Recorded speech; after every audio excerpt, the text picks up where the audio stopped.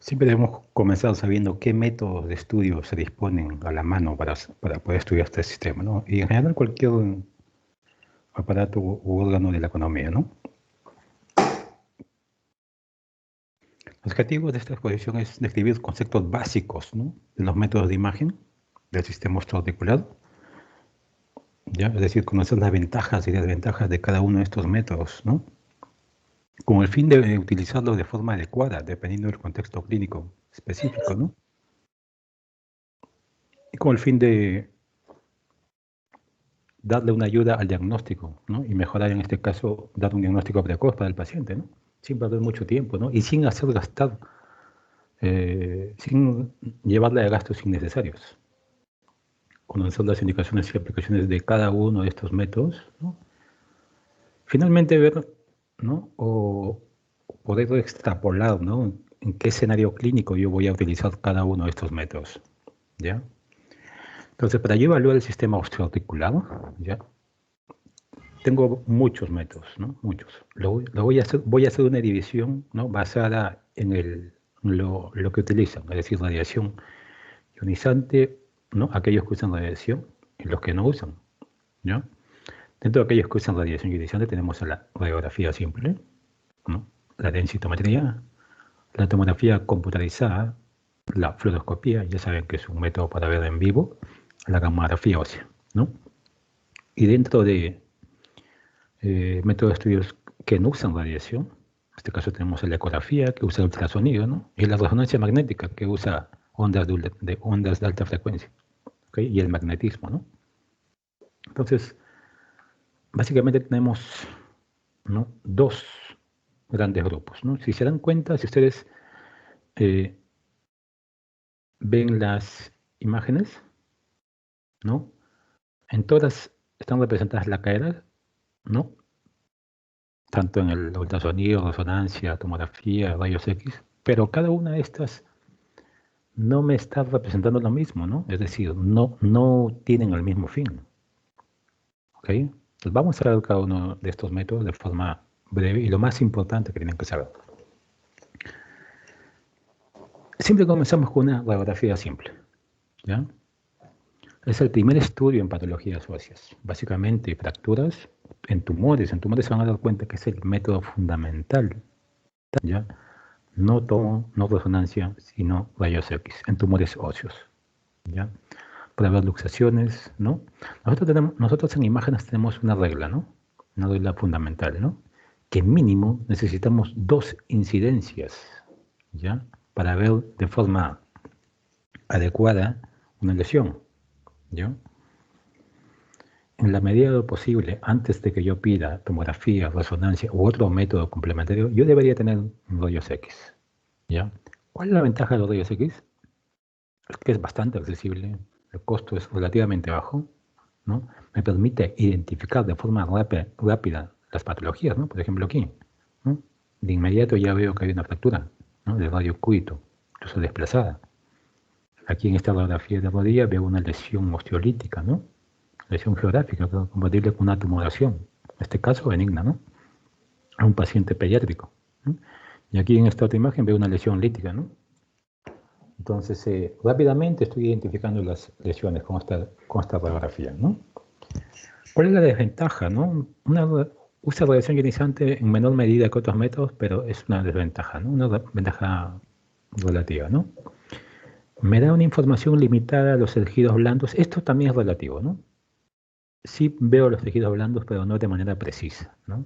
Hay métodos más específicos para evaluar los tejidos blandos, ¿ya? Pero básicamente rayos X es el primer método que vamos a usar en la mayoría de escenarios clínicos, ¿no? Con esta imagen, ¿no?, yo puedo ver la importancia de las 2 incidencias. ¿Qué pasaría si yo solamente veo esto, esta incidencia? Solamente vería esta lesión, ¿no? Pero viendo la imagen sagital me doy cuenta que esta pequeña imagen que se proyecta aquí es todo esto, ¿no? Es una gran tumoración hacia la región posterior del fémur, ¿no?, compatible con un osteoconedroma, ¿no?, un tumor óseo benigno, el tumor óseo benigno más frecuente que vamos a ver, ¿ok? Entonces siempre hay incidencias complementarias, ¿ya? Entonces ese fue rayos X.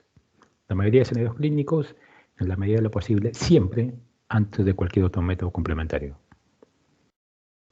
Tomografía. O sea, la tomografía, ¿en qué es superior a otro método de estudio? En que me permite evaluar de manera óptima este hueso. ¿Ven este hueso? Este hueso cortical. La tomografía es el mejor método para evaluar el hueso cortical. De forma nítida, miren aquí. Hay una tumoración, está insuflando esta cortical, la que hay una fractura, ¿no? La cortical está destruida. Igual acá.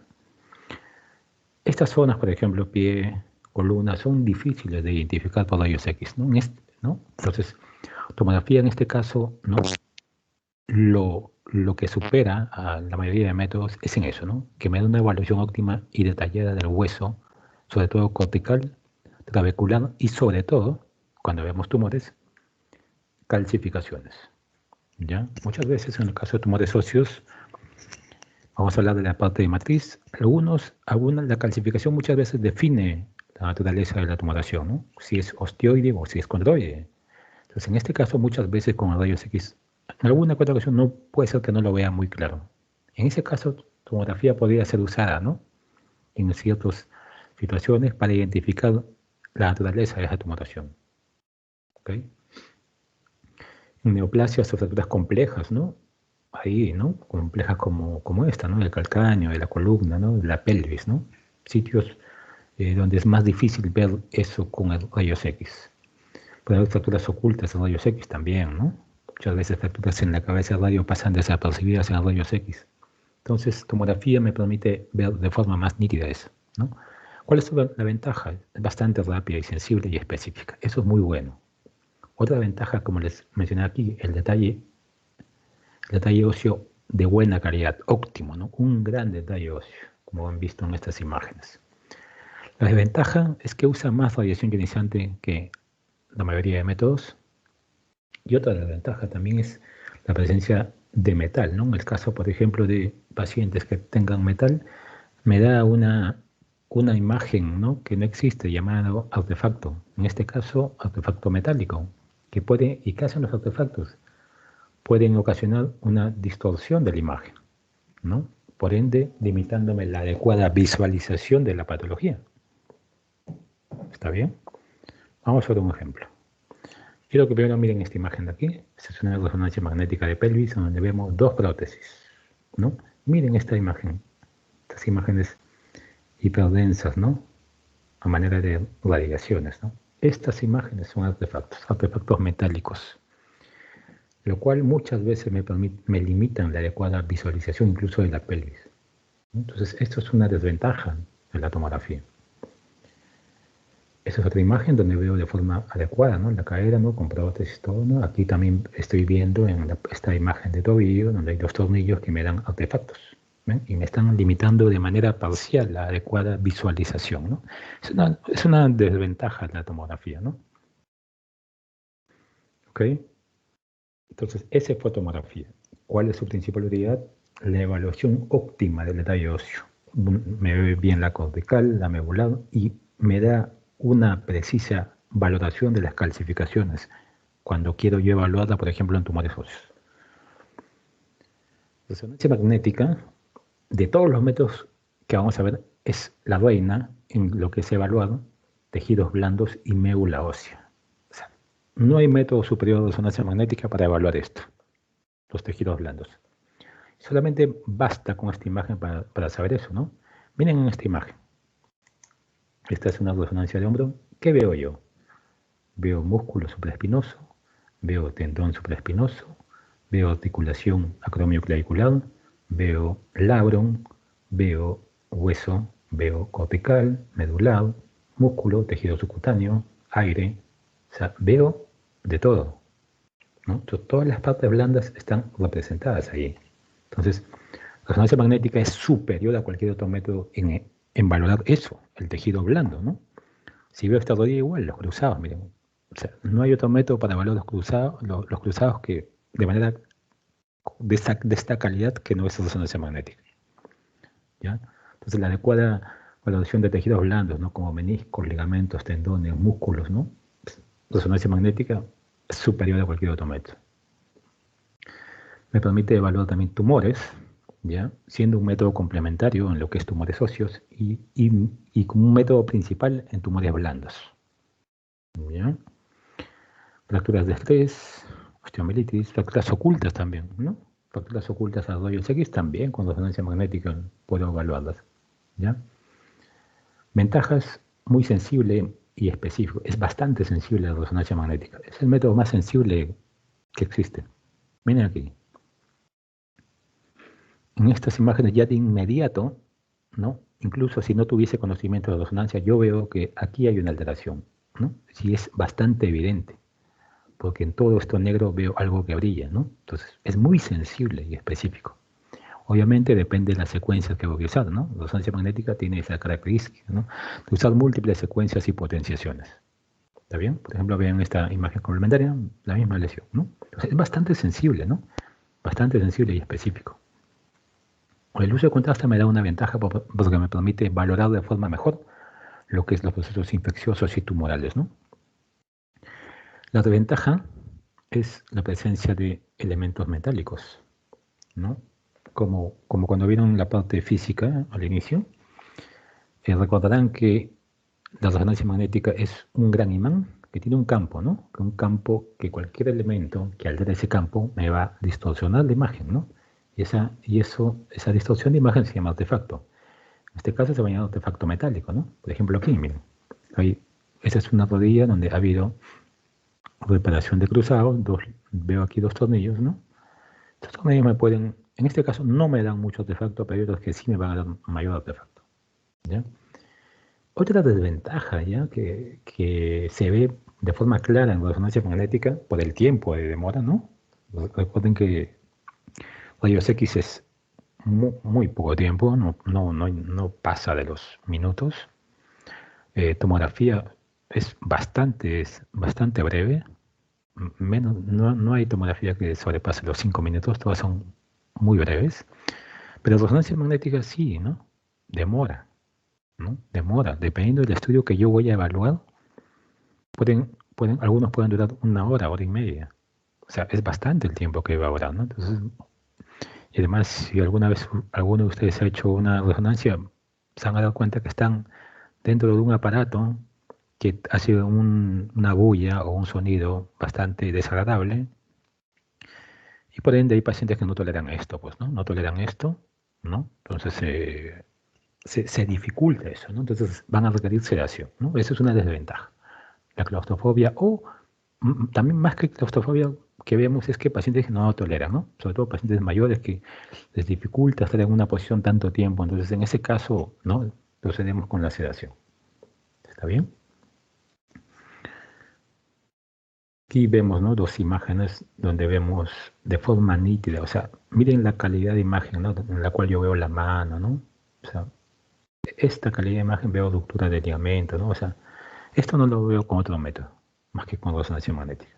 O sea, entonces no olvidar, resonancia magnética es el método que está por encima de los demás en lo que es evaluación de estructuras de tejido blando, sobre todo los tejidos profundos.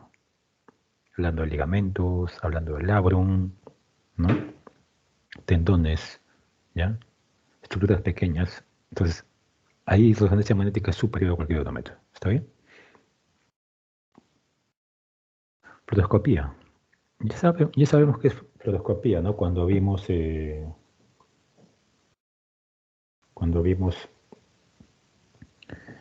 el tema, que es un método de obtención de imágenes en tiempo real. O sea, yo estoy haciendo el procedimiento y veo de forma dinámica, es decir, en vivo, las estructuras óseas representadas, como en este caso, ¿no? Entonces las puedo usar, ¿no? ¿Para qué? Para diferentes procedimientos, ¿no?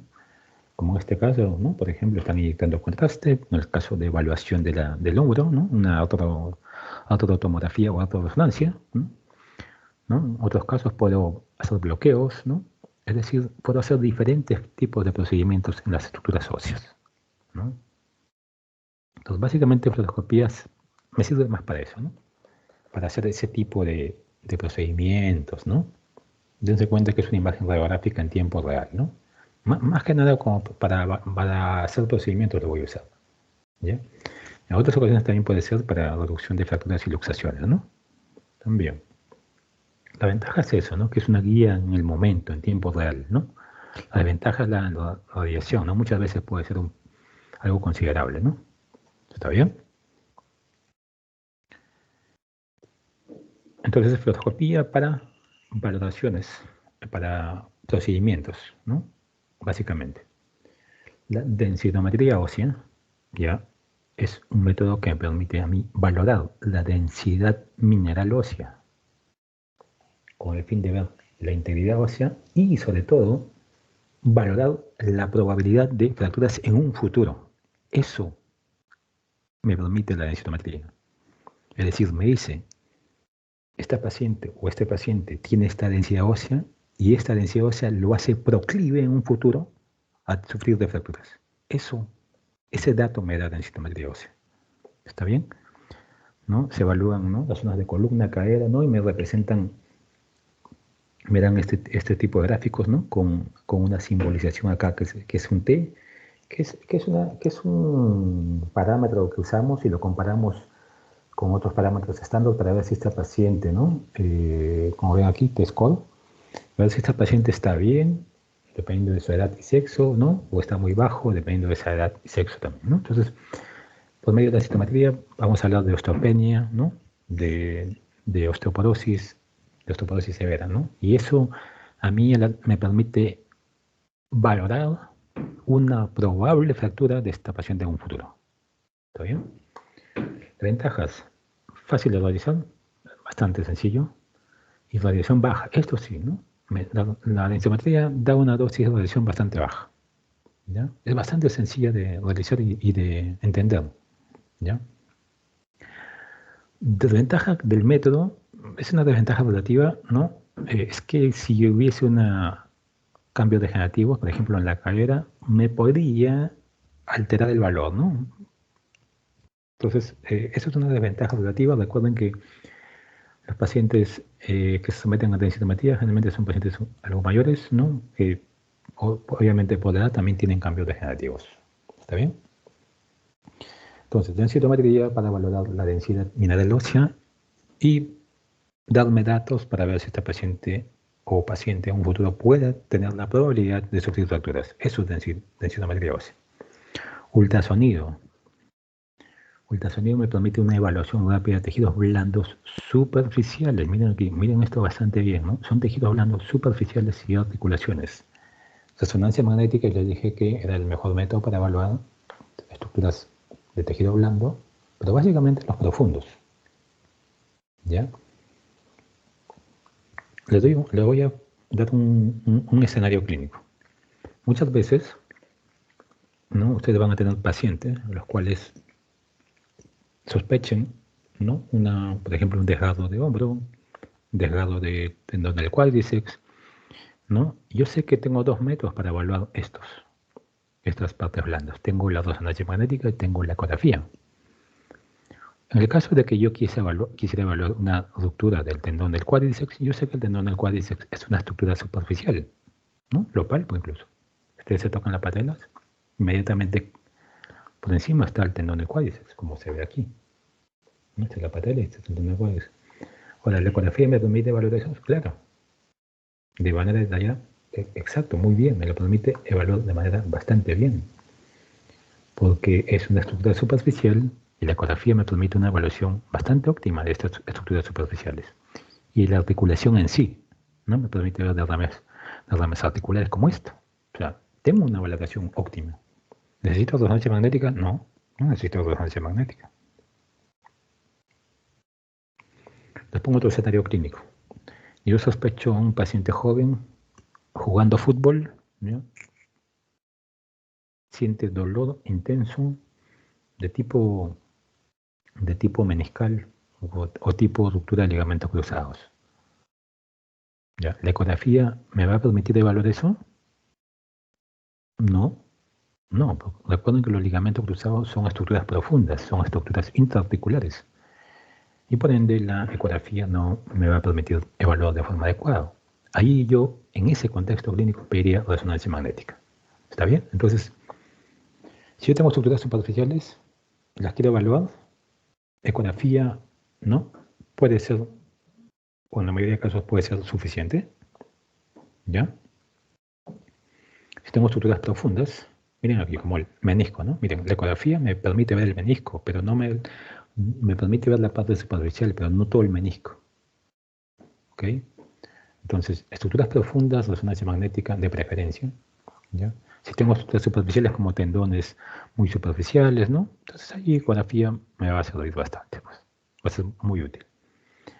Un plus de la ecografía es que es la evaluación dinámica, ¿no? Es decir, yo le puedo decir al paciente que levante la mano, doble la mano, es decir, maniobras dinámicas al momento puedo hacer, ¿no? Cosa que no puedo hacer con resonancia magnética. La evaluación Doppler también es un plus, ¿no? Es decir, yo pongo el Doppler y veo, por ejemplo, si este tendón tienes aumento del flujo, estoy hablando de una tendinosis. ¿Está bien? Ventajas de resonancia magnética es la alta disponibilidad, ¿no? La mayoría de centros tienen ecógrafo. Las desventajas es que tienen una sensibilidad baja intermedia, ¿no? Entre comillas esto, ¿no? Es relativo esto. Y esto sí quizás es un poco un hándicap, es operador dependiente, es decir, requiere de alguien que tenga la experiencia necesaria para hacer estos procedimientos. Bien. No es lo mismo que lo haga alguien que tiene experiencia de 1 o 2 años con alguien que tenga experiencia de 10 o 20 años haciendo estos procedimientos, ¿no? Definitivamente, esto es operador dependiente. La calidad de imagen que obtenga uno que ya tiene más entrenamiento va a ser mayor. ¿Está bien? Entonces, eso por el ultrasonido, para evaluar estructuras superficiales, básicamente, y articulaciones. La gamografía, ¿ya? ¿Para qué me sirve la gamografía? Para valorar la actividad osteoblástica. Para valorar la actividad osteoblástica. ¿Ya? Básicamente en gamografía lo que hago yo inyecto de forma endovenosa un radiotrazador, que en la gamografía mayoritariamente se utiliza el bifosfonato marcado con tecnesio 99. ¿Ya? Entonces yo evalúo la actividad osteoblástica.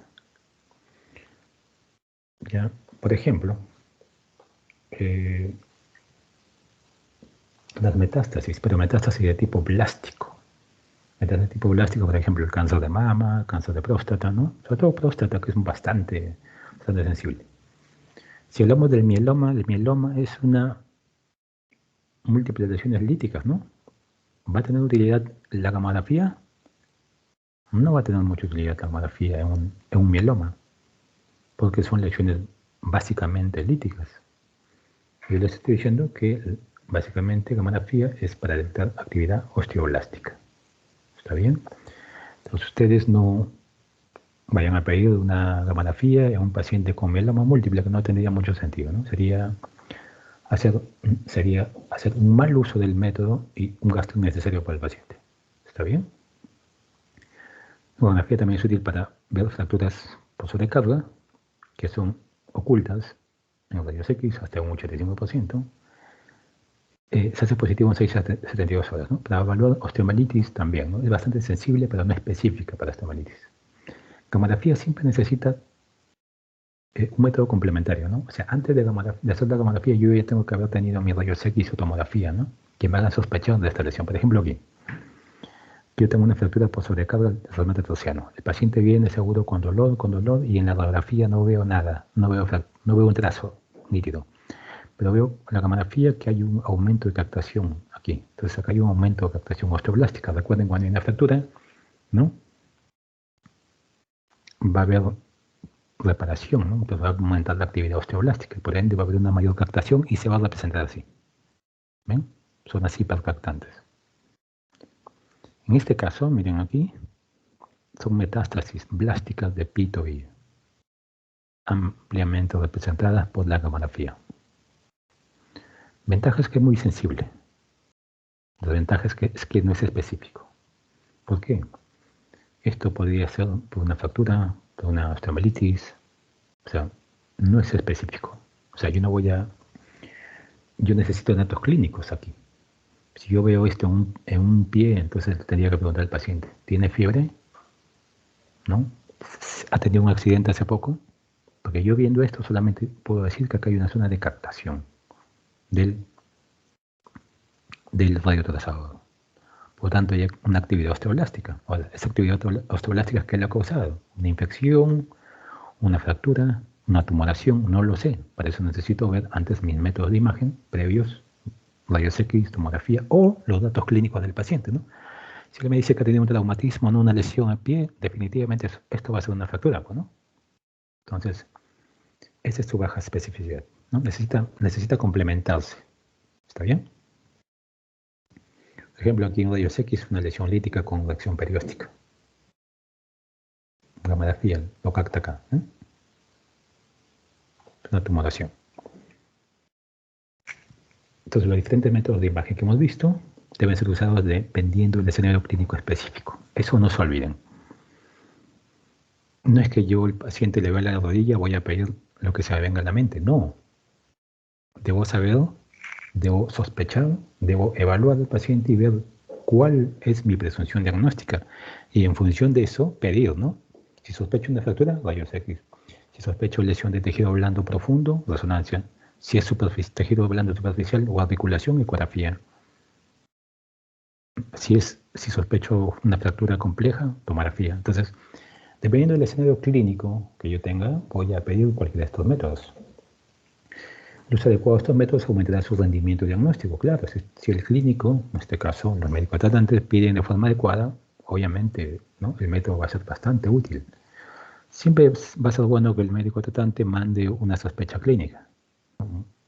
Es decir, descartar esto, descartar lesión de ligamento, descartar lesión de tendón, descartar lesión de menisco, eso, ¿no? Eso.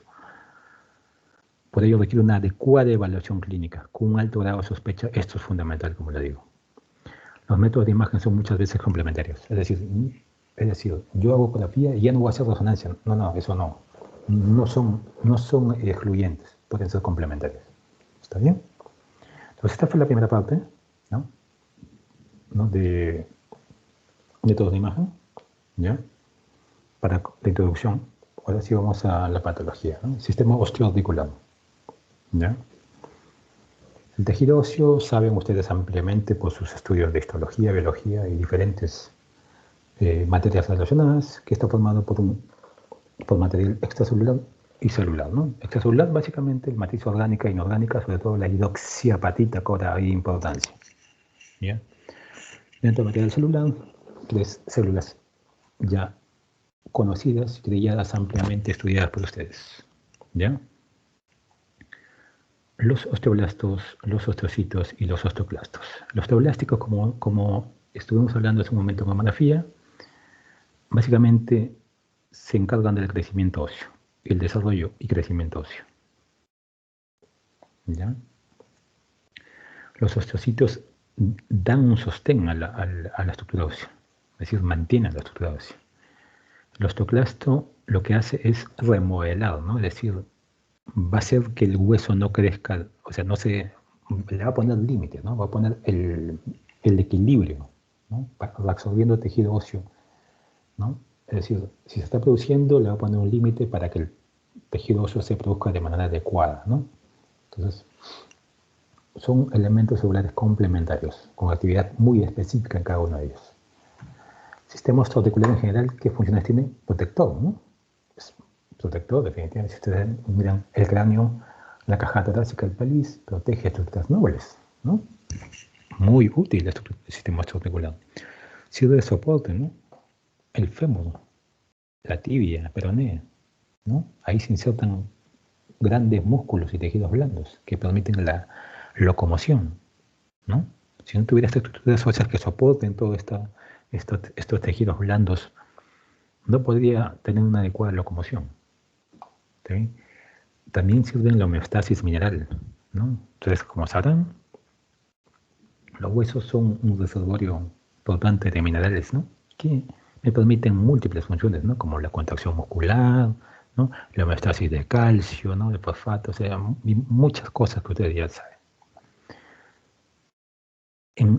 También sirve como hematopoiesis, produce células sanguíneas, ¿ya? Eso también es importante. dos grandes divisiones del esqueleto, el axial y el appendicular. Saben que el esqueleto axial es todo lo que está en el centro, cráneo, columna, ¿no? Pelvis, caja torácica externa. El esqueleto appendicular dado por los elementos que están adyacente a este esqueleto axial, ¿no? Es decir, todas las estructuras de los miembros superiores, ¿no? E inferiores. El tejido óseo ya tiene una arquitectura macroscópica bien definida y también microscópica. La estructura macroscópica importante son el periósteo, el endostio, ¿no? Canal medular, pero sobre todo estos dos. En la estructura microscópica tenemos dos estructuras bien definidas, el hueso compacto y el hueso esponjoso, ¿ya? El hueso esponjoso básicamente está en las zonas de la epífisis y metáfisis. Ahí básicamente encontramos hueso esponjoso y es donde se mantiene en etapas mayores de la vida, ¿ya? Mientras que el hueso compacto lo encontramos básicamente en la diáfisis, ¿no? Recordar que el 80% del esqueleto óseo es hueso cortical. ¿Está bien? Parte del hueso. Tenemos partes bien definidas, chicos. Miren aquí. Este es un hueso largo, representativo. Miren aquí. Aquí veo dos líneas. Una aquí y otra aquí.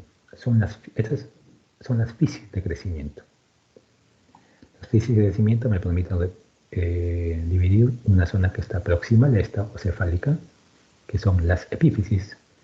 El tejido inmediatamente caudal a esta fisis son las metáfisis, tanto en la parte proximal como en la parte caudal, las metáfisis. Esta es la diáfisis, lo que está inmediatamente distante de estas metáfisis, ¿ya? Que consta de un canal medular y su cortical, ¿ya? Básicamente en la zona de diáfisis encontramos al periósteo, ¿ya? Al periósteo. Es una membrana que vamos a ver ahora mismo. Este es el periósteo, chicos. Recordarán claramente su clase de anatomía, ¿no? Esta membrana fina, que es el periósteo, que básicamente tiene dos capas. Una capa fibrosa, que es la externa, que básicamente le da protección, y una capa interna, que es la osteogénica. Esta capa interna osteogénica es la que reacciona, ¿no? La que permite el crecimiento, ¿no? Óseo, la reparación del hueso, ¿no? Es básicamente esta capa osteogénica. ¿Está bien? El periósteo es un órgano importante, una estructura importante, porque básicamente da una reacción perióstica. ¿Y qué es la reacción perióstica? Es una respuesta del hueso cortical a un insulto, ¿no? Es decir, a una lesión, que puede ser una tumoración, que puede ser una infección, que puede ser un traumatismo, ¿no? U otra lesión de cualquier índole, ¿ya? No solamente que afecta al hueso, ¿no? Es decir, muchas veces alguien cree, ¿no?, que solamente una fractura me va a dar reacción perióstica, y eso no es así. La inflamación o la infección del tejido blando adyacente también me puede causar una reacción perióstica, ¿ya? O un proceso generalizado o sistémico también podría causar una reacción perióstica. ¿Ya? Es importante saber que en los niños el periósteo es más activo, ¿no? Es decir, el periósteo tiene mayor actividad y está menos adherido a la corteza. Es por eso que cuando vemos el caso de reacción perióstica en niños, sobre todo los tumores propios del niño, vamos a ver una reacción perióstica agresiva, o sea más prominente, que impresiona agresividad, ¿no? Es decir, su reacción perióstica, para el periósteo ser más activo, se ve más agresivo la reacción perióstica. Esto es importante, que la reacción perióstica es visible en los rayos X después de 1 a 3 semanas de producida la lesión. Eso es un punto importante, ¿ya? La reacción perióstica yo no la veo de inmediato, sino la estoy viendo entre 1 a 3 semanas después de producida la lesión. ¿Está bien? El endostio es una capa bastante similar al periósteo, ¿ya? Es un poco más fina, en la medida de eso. Cubre la cavidad medular, está por dentro. Tiene una función también bastante similar, ¿no? Nutricia. Y también le da protección, ¿no? Y reparación, ¿no? Ya que consta, es una fuente de osteoblastos. ¿Está bien? Los huesos largos, ¿cómo se desarrollan? Por medio de una más que clasificación, el término sería osificación endocondral, ¿ya?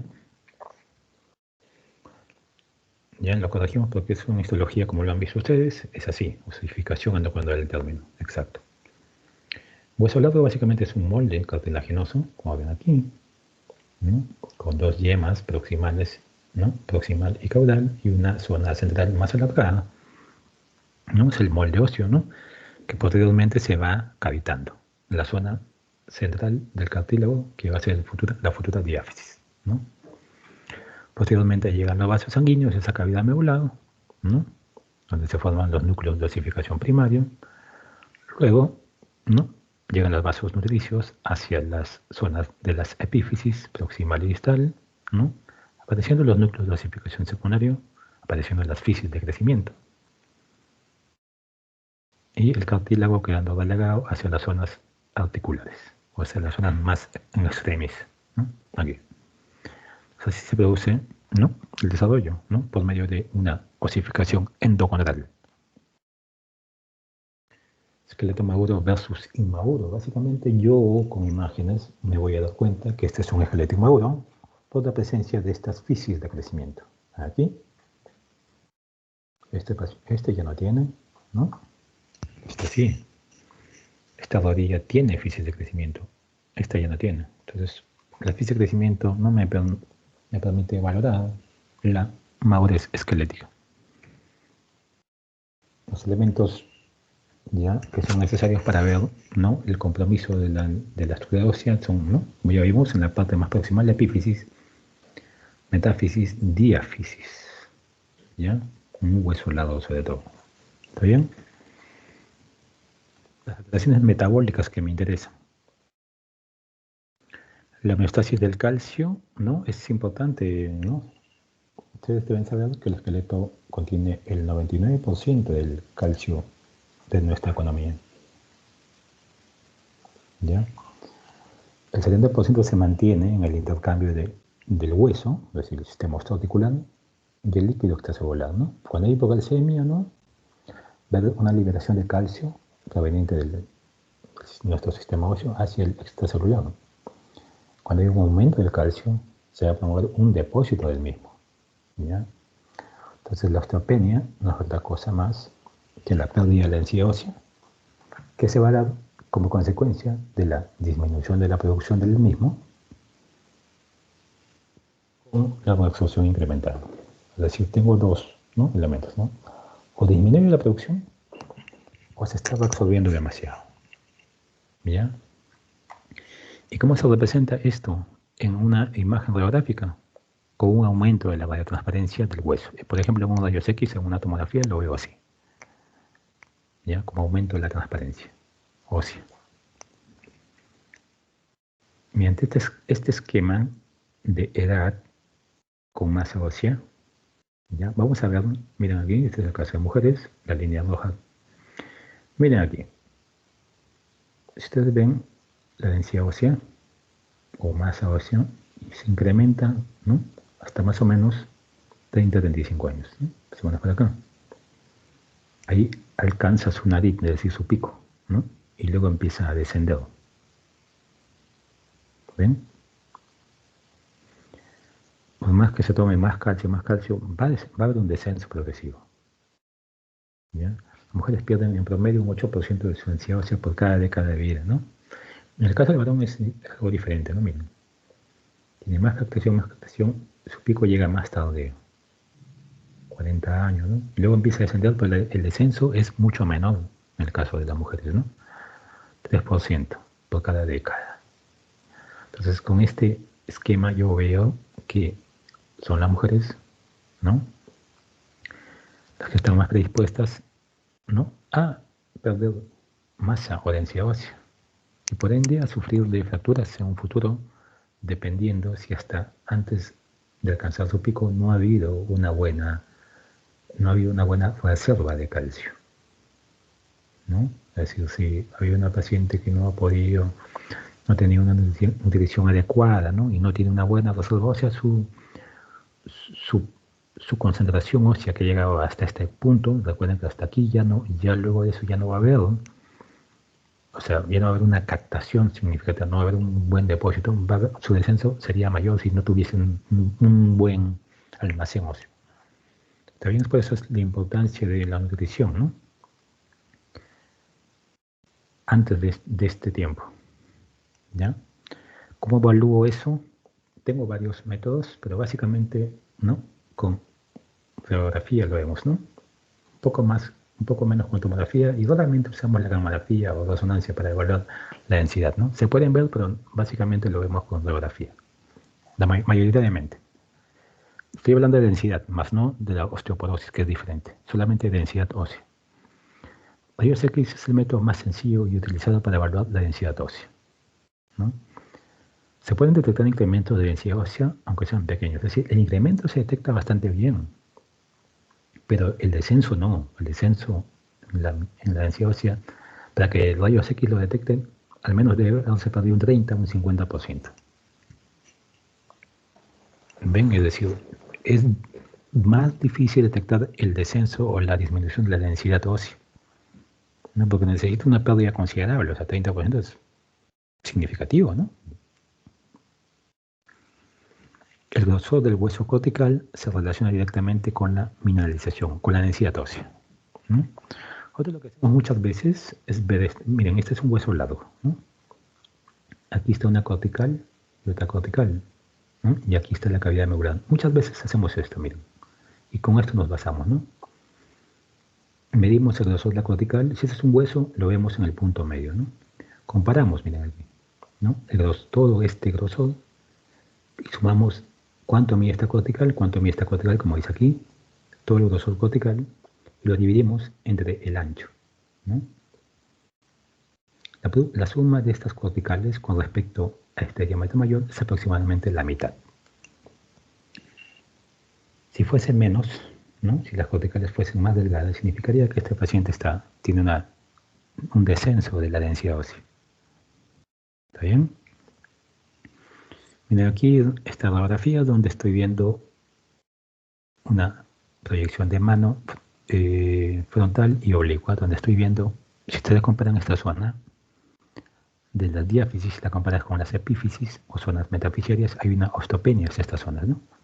Estas son las osteopenias periarticulares o yuxtaarticulares, como se dice. ¿Ven?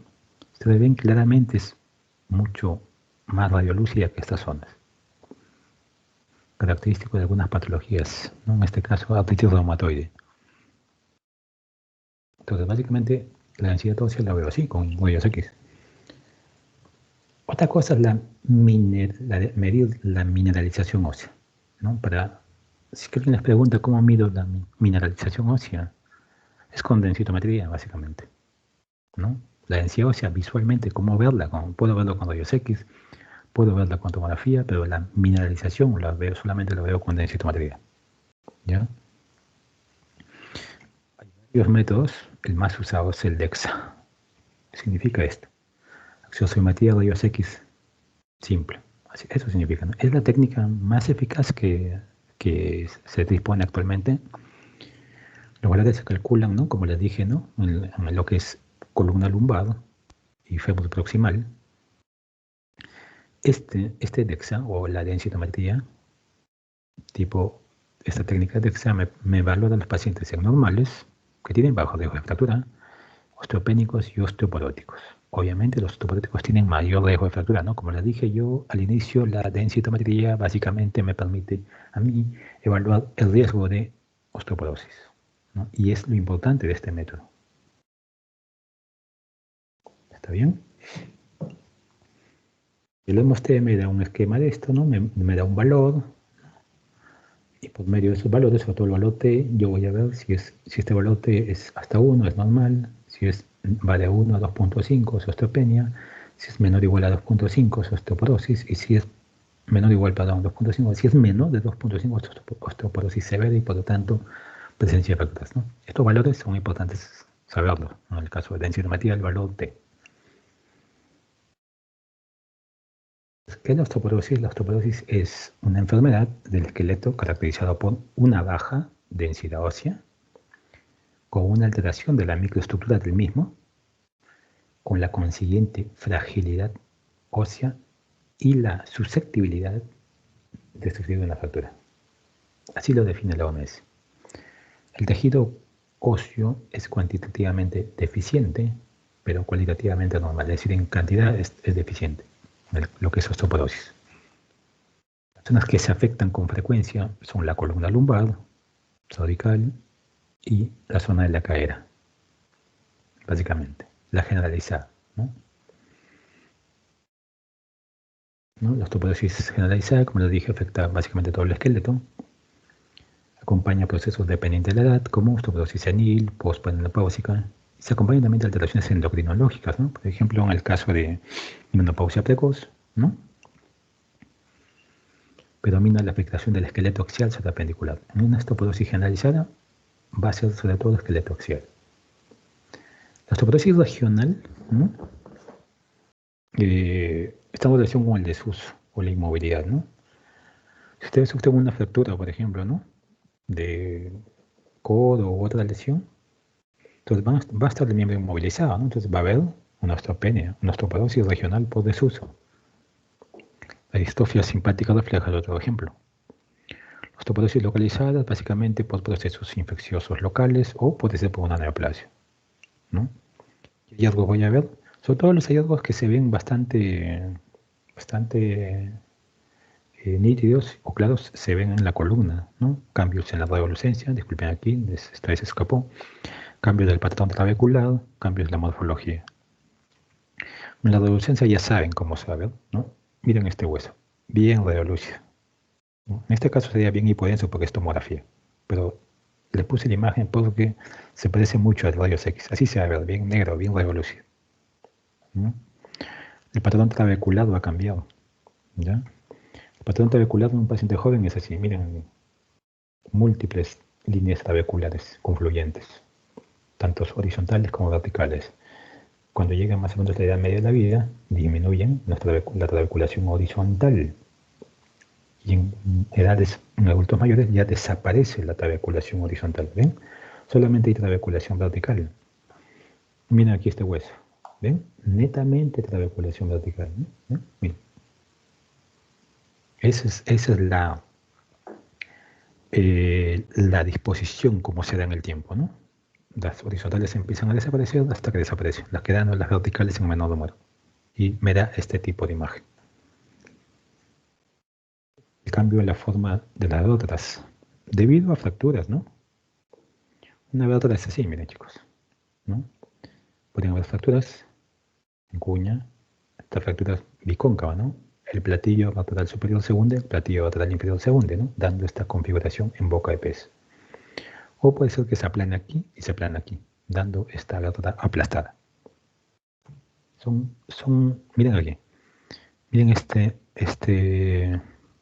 vértebra, miren esta concavidad superior, ¿no? Por hundimiento del platillo. Esta otra igual, está hundido el platillo, esta otra mucho más, ¿no? Entonces, son las típicas fracturas de la osteoporosis condicionando posteriormente una cifosis, ¿no? Se ven a pacientes mayores, ¿no? Con su cifosis, ¿no? Con su cifosis bastante erguido, doblado, perdón, ¿no? Entonces, es cifosis básicamente por fracturas osteoporóticas.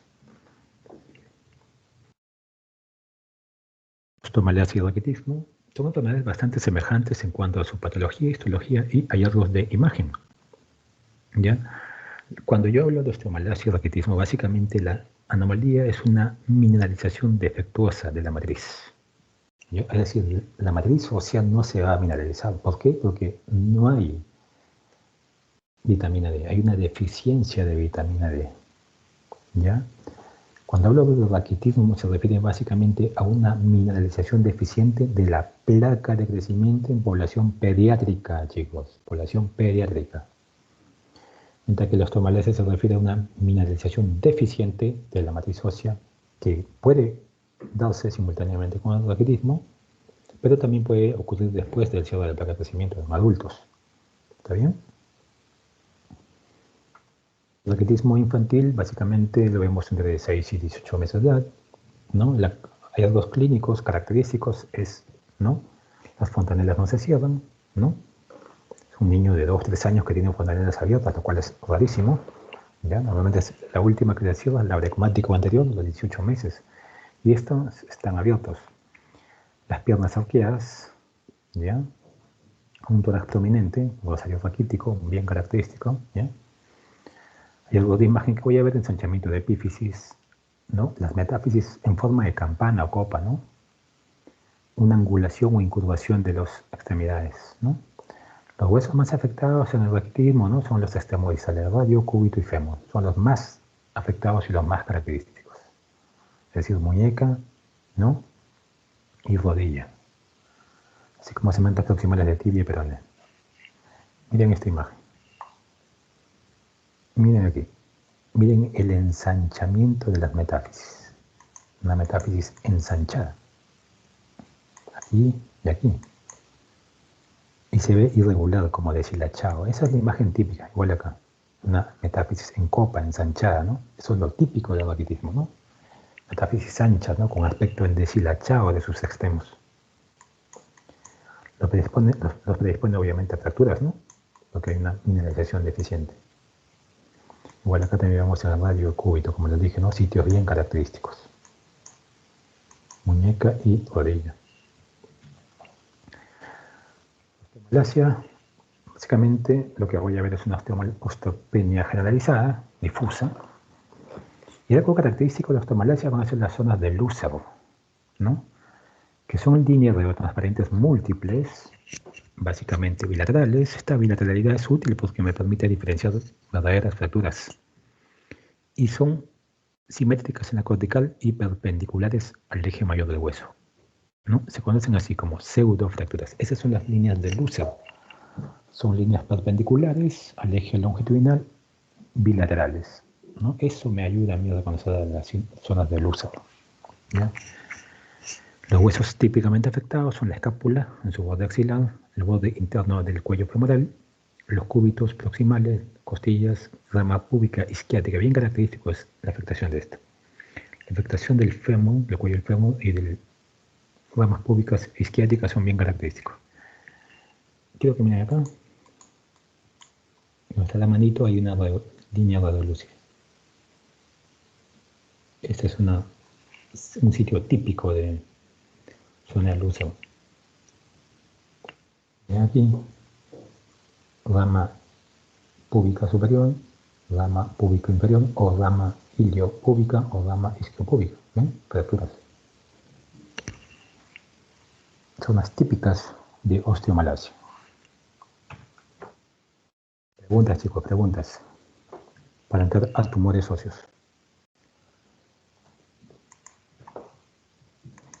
Entonces vamos entrando a tumores óseos mientras alguien se anima a preguntar.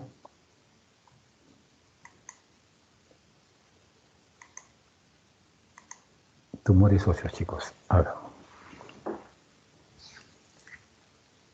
La semibiología radiológica y el abordaje sistemático de los tumores óseos. Los tumores óseos se evalúan por diferentes métodos. Tenemos múltiples métodos para evaluarlo, pero básicamente se van a dar cuenta que el rayos X es fundamental. Todo lo que sabemos de tumores, ¿ya? Es por este libro, ¿no? Que es un manual que nos da la OMS cada cierto tiempo. Ahora estamos en la quinta, la del 2020, donde me dan, ¿no?, la clasificación de los tumores óseos, ¿no?, y blandos también, ¿no? Entonces, básicamente los conocimientos o gran parte de la posición está sacada de aquí. Hay principios básicos en tumores óseos, chicos. Lo que tienen que saber de manera básica y fundamental es lo siguiente. La radiografía simple es el pilar diagnóstico. Es decir, yo no puedo concebir un tumor óseo si no tiene rayos X. Pero yo quiero pedirle una toma o resonancia, ¿es mejor? No, para nada. Si ustedes en un tumor óseo piden una tomografía, una resonancia, significa que no saben nada de tumores óseos. ¿Ok? La radiografía simple es el pilar diagnóstico, es la base para el diagnóstico de tumores óseos. Y esa radiografía debe ser analizada o evaluada de manera lógica y de forma sistemática. ¿Bien? La tomografía en lo que es tumores óseos básicamente me permite evaluar el hueso cortical y trabecular, ¿no? Ya vimos para qué servía la tomografía, ¿no? Para ver si hay compromiso de la cortical, ¿no? Para ver, ¿no? Porque, pero básicamente en el contexto de estadiaje lo evaluamos, no como un método inicial, o sea, no como el pilar, ¿no? Sino es un método complementario. Tomografía y resonancia son métodos complementarios. La tomografía lo uso, como dice aquí, para evaluar la cortical y la trabecular, el hueso trabecular, y también la matriz, como les mencioné en algún momento, ¿no? El estadiaje con resonancia magnética, cuando yo sospecho que hay una extensión a las partes blandas, pero tengo la duda, entonces puedo usar resonancia magnética. También para ver el compromiso de la médula ósea. Gamografía, PET-CT, sobre todo estadiaje, ¿no? Y evaluar recurrencia, sobre todo el PET-CT. Hay diferentes tipos de tumores. Hay benignos y malignos, dentro de los malignos, primarios, secundarios y metastásicos, ¿no? Y hay otras lesiones que se denominan tumores like, que se comportan similar en imágenes a los tumores, pero no son tumores en verdad. En el caso de las lesiones, tenemos que decir que la mayoría de los tumores de los huesos son lesiones benignas. El tumor óseo benigno más común, pregunta examen, es el osteocondroma. El tumor óseo maligno más común son las metástasis de forma general. El tumor óseo maligno primario más frecuente es el osteosarcoma primario. Más frecuente es el osteosarcoma, seguido por el sarcoma de Ewing y el condrosarcoma. En lo que es ya tumores óseos malignos netamente, estos representan menos del 1% de todos los tipos de cánceres, si solamente hablamos de cánceres óseos. En adultos el condrosarcoma, ¿no?, es más del 40%. Miren, los osteosarcomas representan un 28% menos, cordomas 10, Ewing 8.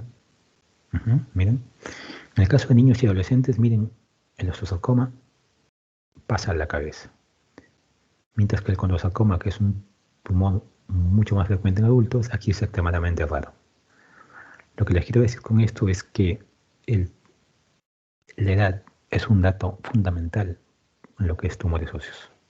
Y va a cambiar dependiendo de esto. Entonces el abordaje que vamos a ver es de cada uno de estos. Cada uno de estos elementos es fundamental. Yo haciendo un abordaje sistemático, analítico de cada uno de estos elementos, me van a mí permitir ver o saber si esta estructura que estoy evaluando o esta lesión es benigna o maligna, o también agresiva o no agresiva. Vamos a comenzar con la edad.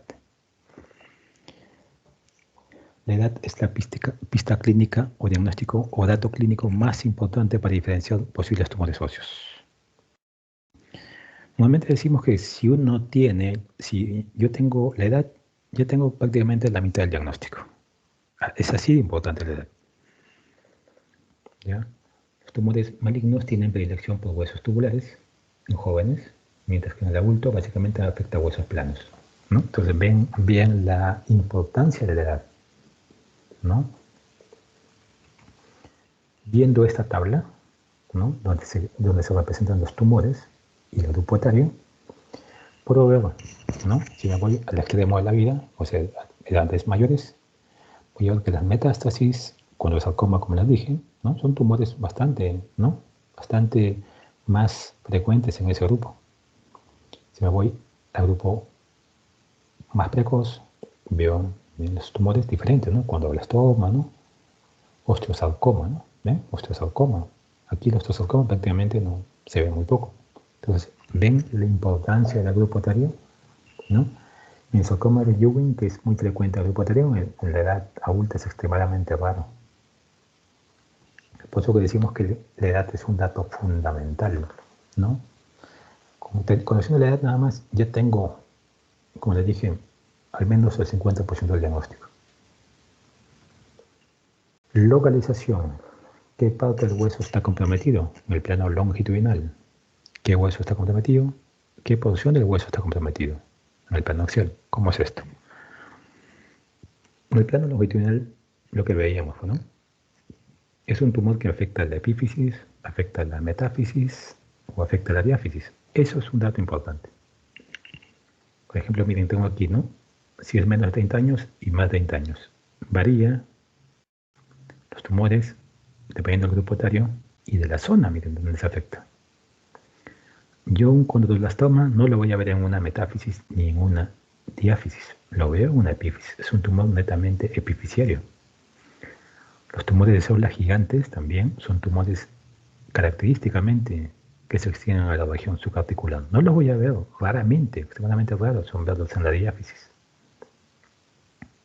O sea, esta localización no es importantísimo, es fundamental, ¿no? Hay criterios incluso para algunos tumores dependiendo de su localización. Miren aquí, miren, este es un tumor pediátrico, ¿no? Un condroblastoma. ¿Dónde se da? En la epífisis. Es un tumor de un paciente que ya es maduro genéticamente. En la epífisis, tumor de células gigantes. ¿No? Es un tumor metafisiario, ¿no? Aquí está la fisa de crecimiento, está inmediatamente debajo. Quiste óseo, paciente inmaduro genéticamente. La misma lesión. Una pequeña lesión lítica que se proyecta en la cortical medial, ¿no? En relación a una metástasis de cáncer de mama, ¿no? Hueso diafisiario, ¿no? Entonces, en función también del qué sitio del hueso yo me encuentre, opto por diferentes tipos de tumores, ¿no? Por ejemplo, aquí, ¿no? Si yo tengo solamente diáfisis, tengo el adamantinoma. El adamantinoma no lo voy a encontrar ni en epífisis ni en metáfisis, ¿no? Raramente los encuentro ahí. Es frecuentemente verlo en la diáfisis. Esa es la importancia de esto.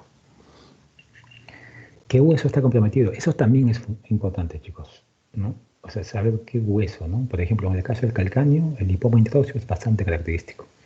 En el caso de manos, falanges, el encondroma. Si yo veo un tumor óseo en la mano, ¿no? En las falanges, y es central, entonces eso es un encondroma. Es bien característico, bien característico. Por ejemplo, aquí, miren, esta es una mano, estas falanges, miren aquí, y estas metacarpianos. Miren, acá hay tumores centrales que insuflan estos huesos. Estos son encondromas múltiples, bastante característicos. Esta es una resonancia magnética de región sacra donde veo un tumor en la línea media. Estos tumores típicamente son los cordomas sacros. Es decir, o sea, ¿ven? Si no estuviese en la línea media, no sería un cordoma. Es decir, hay sitios específicos para diferentes tumores. Esa especificidad hay en varios de ellos. Miren, en el caso, por ejemplo, del calcáneo, veo un lipoma intraóseo. Bastante característico es aquí, en esta zona. ¿Okay? En lo que respecta a márgenes y zona de transición, esto es un dato fundamental. Esto quizás es de los datos más importantes para evaluar. ¿Ya? Aquí tenemos dos tipos de estructuras óseas. Aquellas lesiones de crecimiento lento, ¿ya?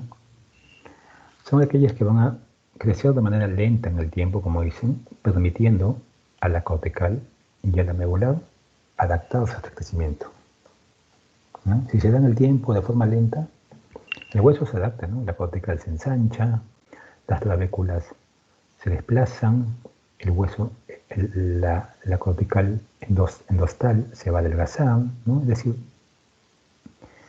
el hueso y la lesión va a quedar bien delimitada, ¿no? Bien limitada por el hueso. Es decir, yo sé dónde acaba la lesión y sé dónde comienza el hueso normal.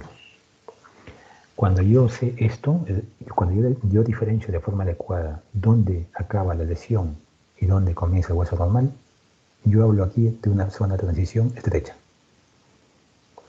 Y una zona de transición estrecha me habla de tumores de crecimiento lentos o no agresivos. En contraparte, a un tumor de crecimiento rápido o agresivo. Estos tumores básicamente lo que hacen es crecer de forma rápida, no le dan tiempo a la cortical, al periósteo ni a las medulares de, por decirlo así, adaptarse a estos cambios.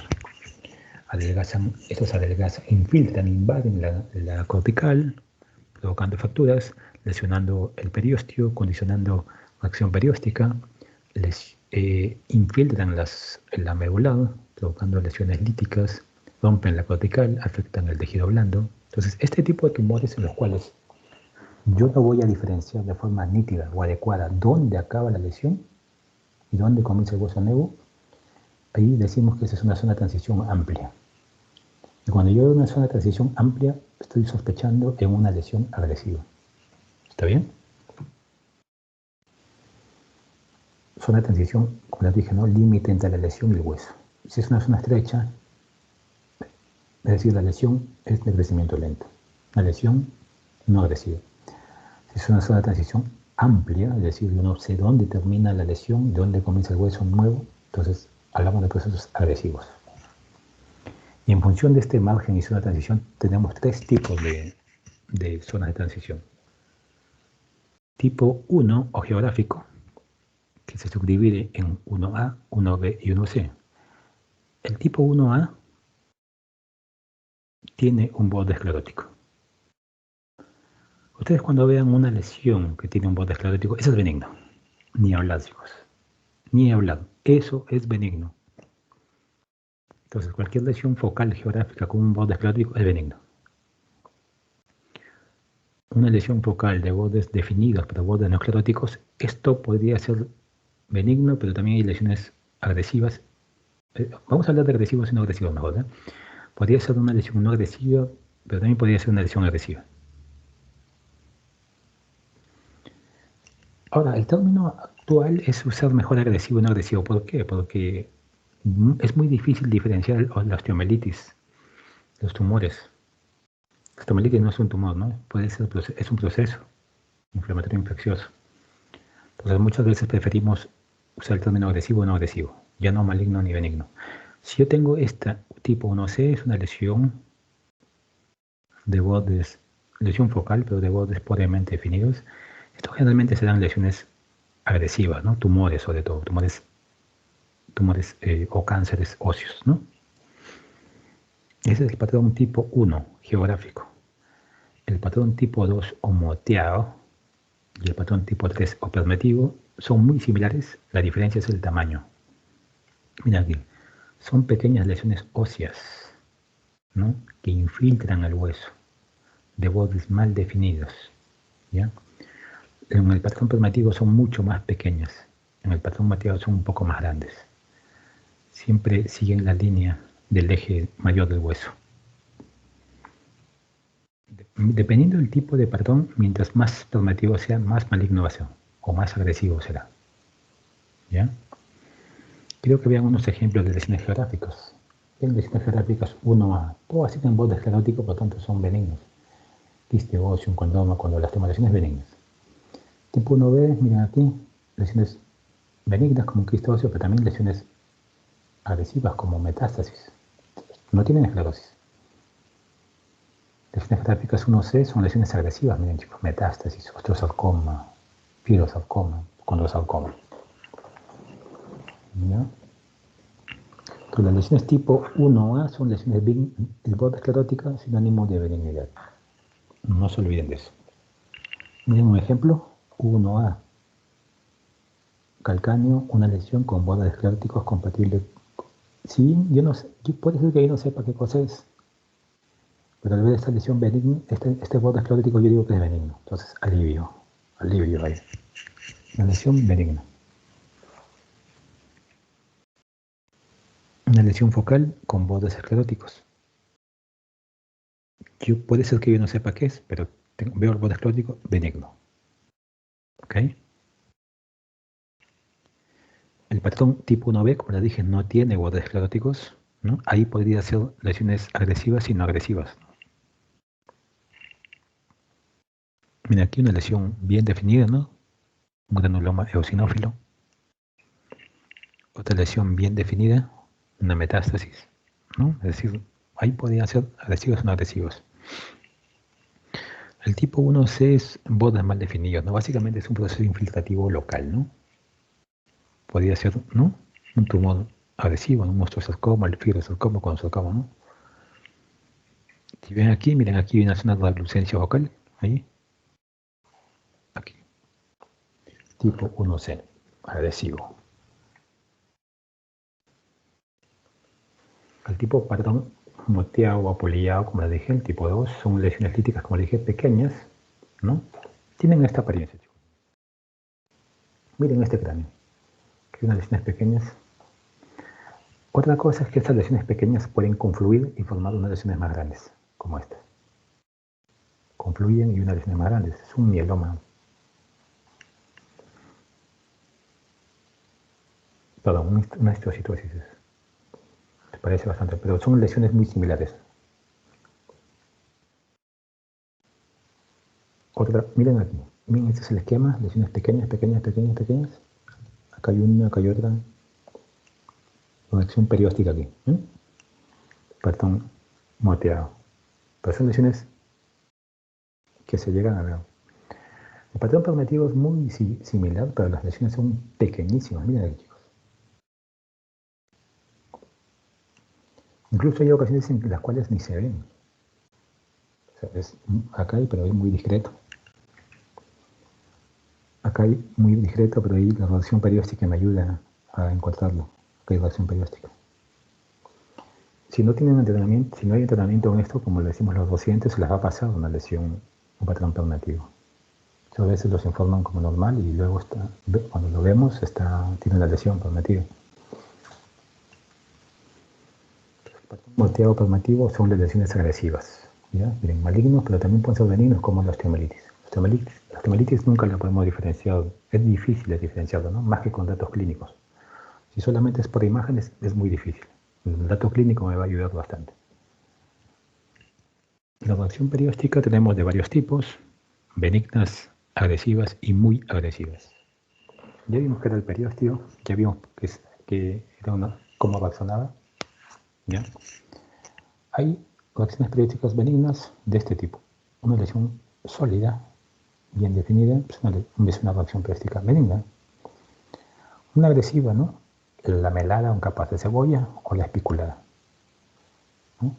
Y muy agresiva es el tipo triángulo de Koopman. Esa es una reacción perióstica muy agresiva, ¿no? Se da por con ruptura cortical, ¿no? O sea, es bastante agresiva. La reacción perióstica nos refleja dos cosas: la duración y agresividad del proceso. ¿No? Es decir, cuánto dura el proceso y qué tan agresivo es. Y por ende, eso me habla de la naturaleza del proceso. Si es agresivo, probablemente sea una tumoración o sea maligna. Pero también podría ser una osteomelitis. Agresivas tienen un rápido crecimiento, no agresivas tienen un crecimiento lento. La apariencia agresiva no necesariamente implica malignidad, eso es cierto, como les he dicho en toda la exposición. Porque hay agresivas que no son tumores, ¿no? Como osteomelitis, infecciones hematológicas como la talasemia. Esta es una reacción perióstica sólida, miren aquí, densa, gruesa.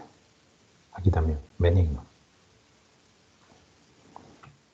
Reacción perióstica en capas de cebolla. Dámela. Una capita acá, otra acá. Reacción perióstica, ¿no? En forma de peine, sol poniente. ¿Aquí? Ya es agresivo esto, pues. Una tumoración maligno, un osteosarcoma. Triángulo de Koopman, ¿no? Miren, el triángulo de Koopman, el tumor crece, rompe la cortical, ¿no? Y hacia su porción craneal, también puede ser hacia su porción caudal, se forma una imagen triangular de reacción perióstica. ¿Qué es esto? Que es el triángulo de Koopman, que me habla de un proceso muy agresivo. Un tumor que ha roto cortical, una lesión agresiva. ¿Está bien? Entonces la reacción perióstica me da datos bastante importantes. La matriz también es importante porque me dice a mí la estirpe probable de la lesión, ¿no? Puede ser condroide o osteoide, ¿no? La osteoide es como, si ustedes ven al cielo, ven la nube, así es osteoide. Densa, ¿no? Muy densa, como de forma lobulada, ¿no? Mientras el condroide, ¿no? Si no saben qué forma tiene, hay una clasificación, no saben qué forma es, generalmente es condroide. Puede ser en forma de arco, flechas, ¿no? Múltiples formas, bastones, ¿no? Y que hay una lista de lesiones condroides y lesiones osteoides. Dicho eso, esta imagen densa, esclerótica, en forma de nubes, esta es una lesión osteoide, ¿no? Compatible con un osteoma, tumor óseo benigno. Esto es denso, miren, esta reacción perióstica es densa. Perdón, esta matriz es densa, ¿no? Hay una reacción perióstica espiculada, un compromiso de partes blandas, ¿no? Tumor agresivo, ¿no? Osteosarcoma, estirpe ostioide. Vistón frontal, vistón sagital. Esta de aquí es más irregular, miren aquí, ¿no? Como grumo, ¿no? Como, no sé si han visto cuando la leche se corta, ¿no? Así se deposita, ¿no? Todo, ¿no? Esta imagen irregular, ¿no? Es matriz condroide, ¿no? Matriz condroide. ¿Ok? Entonces, la matriz básicamente me habla más del estirpe, pues, ¿no? El estirpe. La multiplicidad, cuando yo veo lesiones múltiples pienso, ¿no? Básicamente en secundarismo, ¿no? Lesiones metastásicas, ¿no? Pero hay lesiones primarias que pueden tener lesiones múltiples, ¿no? Hay algunas que no necesariamente son tumores. También pueden ser infecciones, procesos metabólicos como los tumores pardos. El compromiso de tejidos blandos, chicos, el compromiso de tejidos blandos es un dato bastante importante. Cuando yo tengo un tumor óseo que me compromete el tejido blando, definitivamente ese proceso es maligno o agresivo. ¿Por qué? Porque para haber comprometido el tumor blando ha tenido que pasar la cortical, ¿no?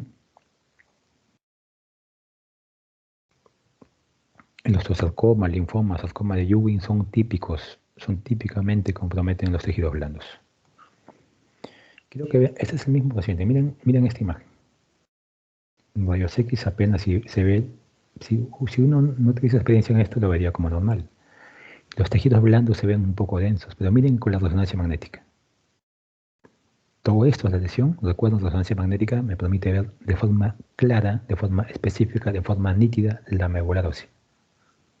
Y los tejidos blandos. ¿Ven? Miren, los tejidos blandos están bien comprometidos y acá en el rayos X apenas lo veo.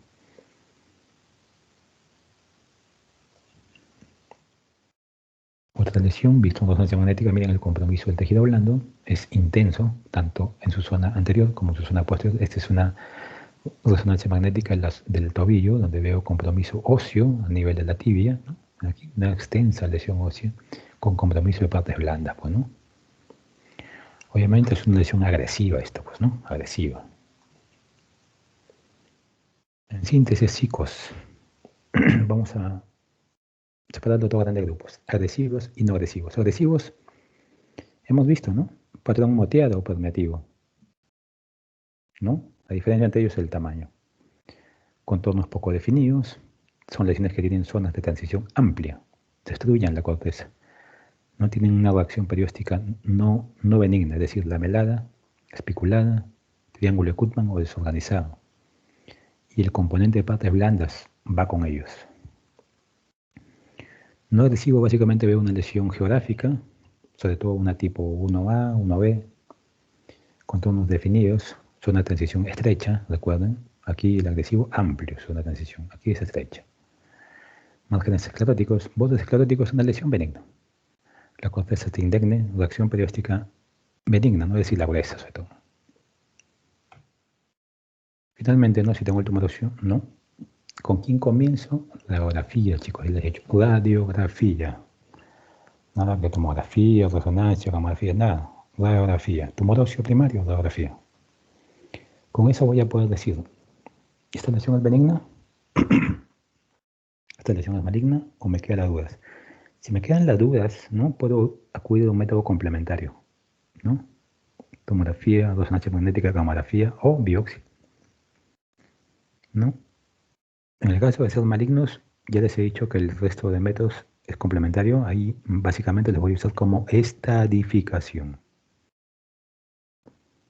Entonces lo que quiero de esta clase que no se olviden es que cuando ustedes tengan un tumor óseo, ya la radiografía tiene que ser infaltable, chicos. Infaltable. Si ustedes no tienen una radiografía, entonces no han aprendido nada de tumores óseos. ¿Ok? Preguntas, chicos, preguntas. A ver.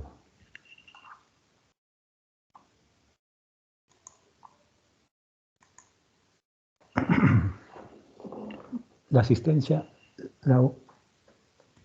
Sí, doctor, ahí la estoy descargando justo en este momento porque ya me quitó la clase. Ya la descargué y también voy a detener la grabación.